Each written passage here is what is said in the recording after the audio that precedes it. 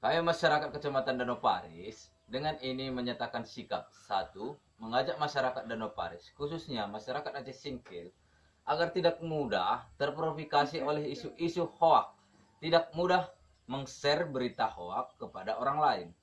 Dua, kami masyarakat Danau Paris mendukung Polri dalam mengusut serta memproses para pelaku penyebar berita hoak.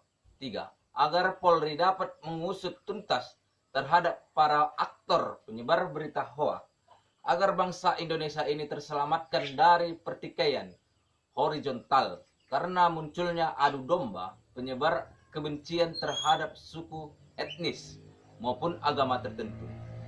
4. Mari kita selamatkan daerah kita, Kecamatan Danau Paris, ini khususnya Kabupaten Aceh Singkil dari isu-isu dan anjuran kebencian melalui kegiatan keagamaan maupun kegiatan positif lainnya. Serta kita kembali kepada motto bahwa daerah Kabupaten Aceh Singkil merupakan daerah yang bermartabat. 5. NKRI adalah harga mati.